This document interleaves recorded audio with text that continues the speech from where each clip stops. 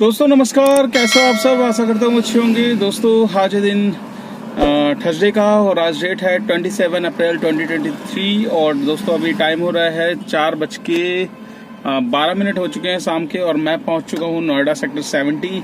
और नोएडा में आया था, एक राइड मैंने ली थी, एक्चुअली ऊबर में ली थी। गुड़गांव चला गया था, गुड़गांव से मेरे को राइड आ गई थी।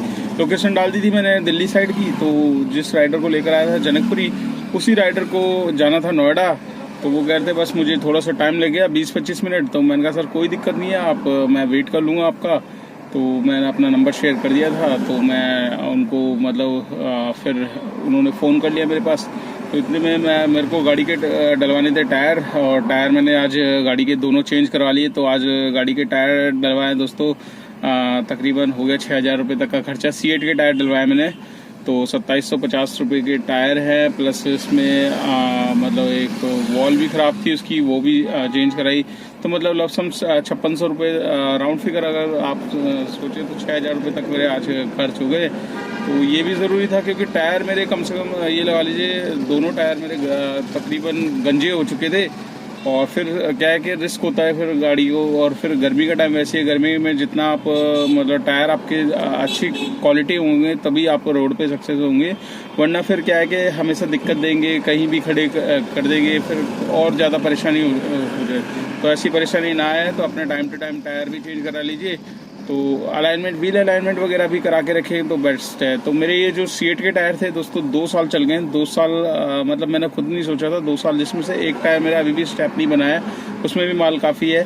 तो मतलब कुछ टायर होते हैं जो अच्छी मतलब दे देते हैं एवरेज। तो मेरे ख्याल से 1 लाख से ऊपर तो तकरीबन मेरे चले गए होंगे, 1:30 से 1:40 तक मेरे पहुँच गए थे टायर। तो मुझको खुद यकीन नहीं हो रहा, 2 साल मेरे खिंच भी गए और उसके बाद उसमें भी एक टायर मेरा स्टेपनी में बना हुआ है। तो वो डलवाने के बाद फिर मैं उनका फ़ोन आ गया था राइडर्स का, तो मैं आ गया था इधर नोएडा।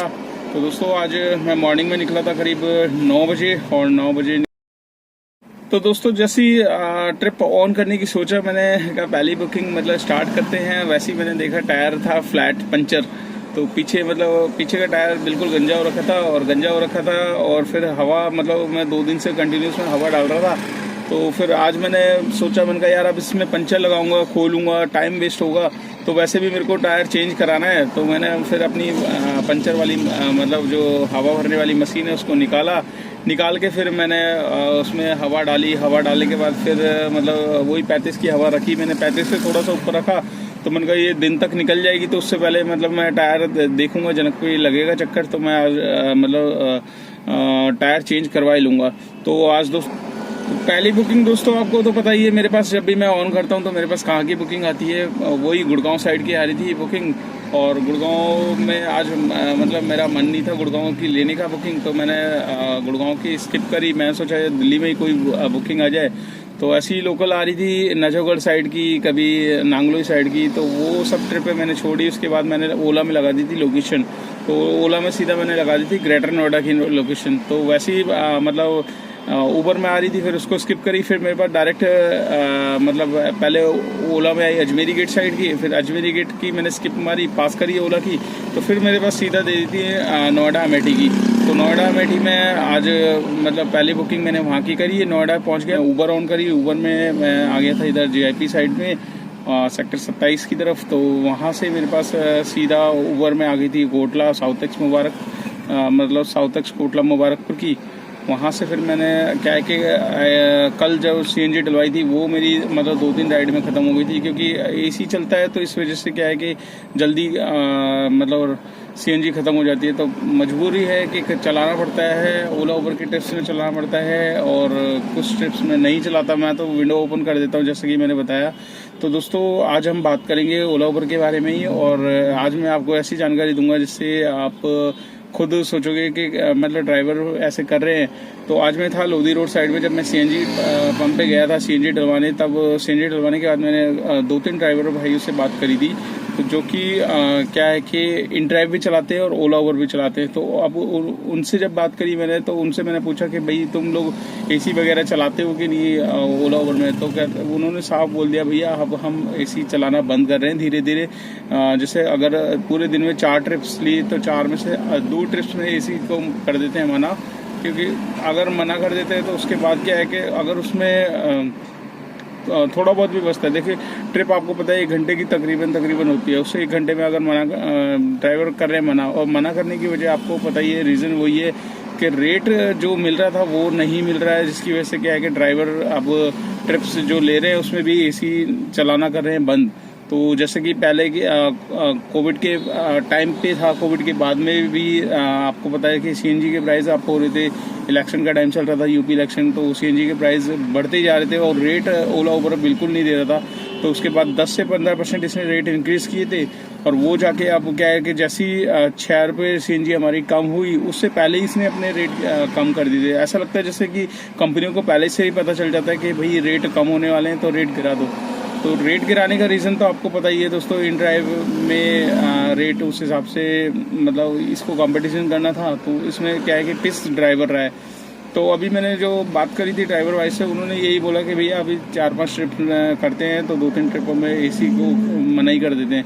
तो धीरे धीरे अब लगातार ड्राइवरों की वही चीज़ स्टार्ट हो रही है जैसे कि पहले हो रही थी। पहले एसी नहीं चलाते थे, साफ मना कर देते थे, तो अब वही चीज़ स्टार्ट होने वाली है।